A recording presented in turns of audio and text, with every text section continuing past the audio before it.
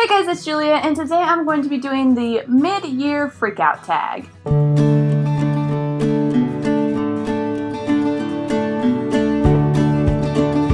So I was tagged in this video by Richard over at Richardreads to do this tag. It looks like a super fun tag. A lot of people have been doing it, so I thought that I would just go ahead and do that today. So the first question is, best book you've read so far in 2017? For me, this is a book that I'm currently reading but almost done with. I have like 30 pages left, so I'm gonna call it good. I don't know how it ends, but so far it's the best book that I've read this year, and that is The Bone Season by Samantha Shannon. I was kind of iffy about this book, and it actually was totally different than what I was expecting. I heard one booktuber describe it, and it was totally not what it was about, and so I've been describing it on my channel as this book that is not what it's about. And so it is totally different, but in a good way, and I really am enjoying this, and I can't wait to see how it ends, which I'll probably finish it tonight. The next question is, best sequel you've read so far in 2017? A lot of you already know what I'm going to say for this because I've talked about it a lot, and that is Rebel Spring by Morgan Rhodes. This is the second book in the Fallen Kingdom series. I read the first one and didn't like it at all, and then read the second one and absolutely loved it. So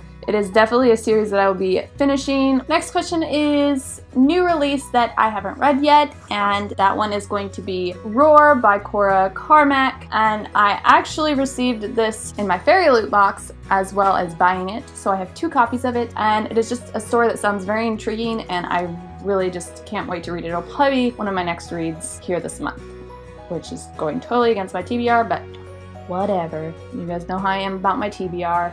Never really follow it that great. Number 4 is most anticipated release for the second half of the year. My pick for this one is a book called Girls Made of Snow and Glass, and it is actually one that I'm getting an arc for, and it will be here in the next couple of weeks. And I think the release date is actually in September. It is actually a retelling, but it is kind of like the view of the Evil Queen and Snow White. It's like a dual perspective, I believe. Just sounds really neat and different. The Evil Queen has a heart made of glass that her father actually took her heart out and put a heart of glass in there. So it just sounds like a really cool, interesting read, and the publisher asked me if I'd be interested in reading it, so I'm super excited to give that one a read and review it for you guys.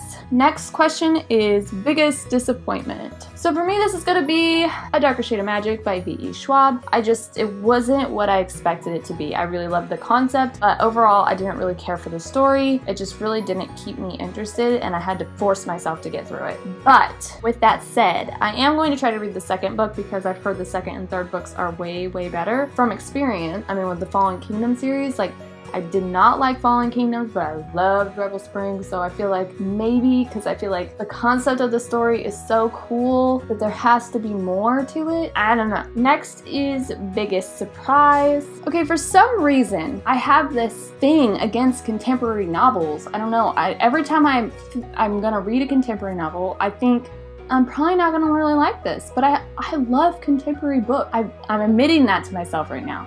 But I do love contemporary novels. Like, I never read them before I did Booktube, but every single contemporary book that I've read, I've given a 4 to 5 stars. I think it's safe to say that I enjoy contemporary novels. So my biggest surprise was, again, one that I didn't think I was gonna like very much because it's contemporary, but it was one that I ended up loving, and that is When Deadpool Met Rishi. This story blew me out of the water. I just loved the characters and the romance in this. It was such an adorable book, and I loved every single minute of it. This is also the book that we picked for the Booktube book club this month, so if you have read this book and you want to join in on our live show, we are going to be doing that July 1st, and we'll be doing it a little earlier. I'm not sure of the exact time, but once I get it figured out, I'll put it in the link below, and also we'll be posting it on our Twitter page, so if you aren't following our Twitter page yet, the link will be down below so that you can do so, and you can keep updated on the Booktube book club. This next question was kind of a hard one for me because I've read so many good authors that I've never read books by this year. That is is favorite new author, debut or new to you, and for me that has to be